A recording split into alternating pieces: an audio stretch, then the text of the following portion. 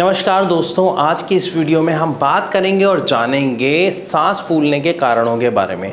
अगर हम बात करते हैं यहाँ पे सांस फूलने के बारे में, तो सांस फूलने का डायरेक्ट कारण या समस्या को हम लोग आम भाषा में अस्थमा की समस्या कह देते हैं, लेकिन हर बार ये अस्थमा नहीं होता है। ये COPD हो सकता है, ये एम्फिसिमा हो सकता है, ये ब्रोंकाइटिस हो सकता है, ये ILD हो सकता है, या इवन ये कोई एक्यूट समस्या हो सकती है। अब ये सारी टर्म्स क्या हैं, क्या दिक्कत आ जाती है, इसको डिटेल से समझते हैं, क्योंकि जब आप डॉक्टर के पास जाते हो तो वो इन्हीं में से कोई टर्म अक्सर आपको बताते हैं, क्योंकि आपको जो दिक्कत होती है वो आपको उसी के बारे में बताते हैं।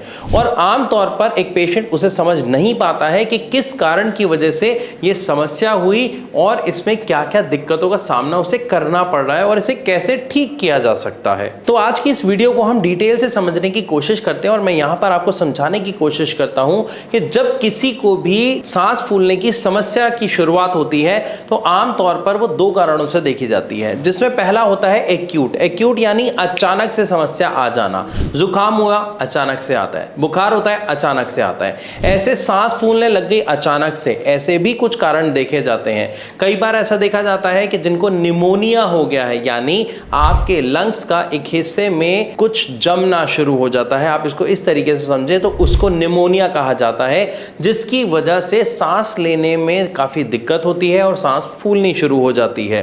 तो निमोनिया एक कारण होता है जिसको हम एक्यूट कारणों में रखते हैं, यानी अचानक से होने वाले कारणों में। और इसी तरह ही कई बार अगर हम कुछ खा रहे हैं, कोई मूंगफली का दाना फंस जाता है, कुछ बच्चे ने खा लिया वो अटक गया, उसकी वजह से सांस लेने में दिक्कत आ रही है, तो ये सारे एक्यूट कारण होते हैं।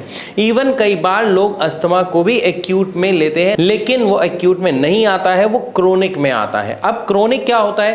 क्रोनिक यानी जो लंबे समय से चलती आ रही है समस्या, या धीरे धीरे करके एक समस्या आपके शरीर में घर कर रही है जो आपको पता नहीं चलता है, उसको कहा जाता है क्रोनिक प्रॉब्लम्स या क्रोनिक डिसीज। तो क्रोनिक में अगर हम बात करते हैं तो COPD यानी क्रोनिक ऑब्स्ट्रक्टिव पल्मोनरी डिसीज, ऐसी समस्याएं जो काफी समय से आपके एयर ट्रैक्स में या आपके एयरवेज में, आपके लंग्स में पनप रही हैं, धीरे धीरे घर कर रही हैं और आपको पता नहीं चलता है, जिसकी वजह से लेटर ऑन आपको क्या देखने को मिलता है कि सांस लेने में काफी समस्या का सामना आपको करना पड़ रहा है। और ऐसा होने के पीछे कई कारणों को देखा जाता है। यहां पर अगर मैं बात करूं ILD, तो ILD एक ऐसी समस्या है जिसमें लगभग 10 से 15 समस्याओं को जोड़कर अगर हम बताते हैं तो उसको शॉर्ट में कहा जाता है ILD, जिसमें बहुत सारी समस्याएं इंक्लूड होती हैं। इसी तरीके से अगर हम बात करते हैं ब्रोंकाइटिस की, तो वहां पर भी आपके लंग्स में दिक्कत आ जाती है। दिक्कत क्या आती है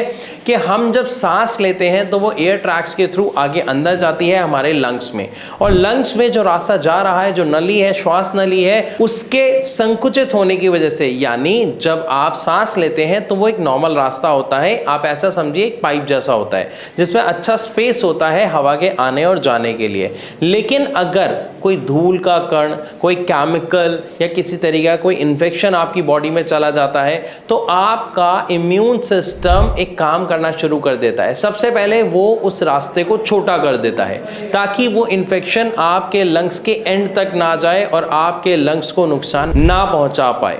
इसी के साथ वो एक और काम शुरू कर देता है कि आपके पूरे एयर ट्रैक में वो म्यूकस का प्रोडक्शन बढ़ा देता है, यानी जिसे आप कहते हैं बलगम, ताकि वो जो इन्फेक्शन, बैक्टीरिया या धूल का कण या केमिकल का कण अंदर गया है वो वहां पर चिपक जाए और वो खांसी के द्वारा जब बलगम बाहर आता है उसके द्वारा वो बाहर निकल जाए।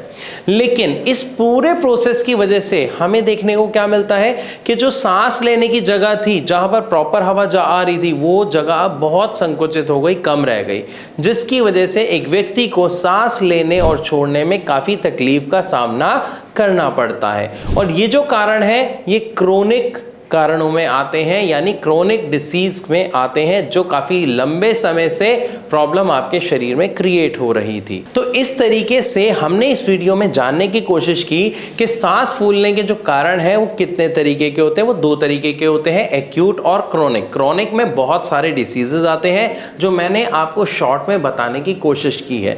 लेकिन अब हम बात कर लेते हैं कि अगर हमें इनसे छुटकारा पाना है, हमें इनसे रिलीफ चाहिए, तो हमें क्या करना पड़ेगा। सबसे पहले हमें एक ऐसा ट्रीटमेंट का चुनाव करना पड़ेगा जिस मेडिसिन से हमें साइड इफेक्ट ना हो, और ऐसी मेडिसिन अगर हम बात करते हैं तो वो होती है होम्योपैथिक। और यहां पर मैं बात करूंगा भारत होम्योपैथी की, जहां पर हम पेशेंट के अकॉर्डिंग मेडिसिन को कस्टमाइज करते हैं ताकि आपको बेहतरीन रिजल्ट मिल सके, आपकी जो समस्या है उसको खत्म किया जा सके और आप एक स्वस्थ और हेल्दी जीवन जी सकें। ट्रीटमेंट के बारे में अगर आपका कोई सवाल है, आपको जानना चाहते हैं, तो नीचे दिए गए नंबर पर डायरेक्ट कॉल करके भारत होम्योपैथी के डॉक्टर से आप बात कर सकते हैं और डिटेल में अपनी समस्या का समाधान जान सकते हैं, या फिर आप अपना सवाल हम तक कमेंट के द्वारा पहुंचा सकते हैं।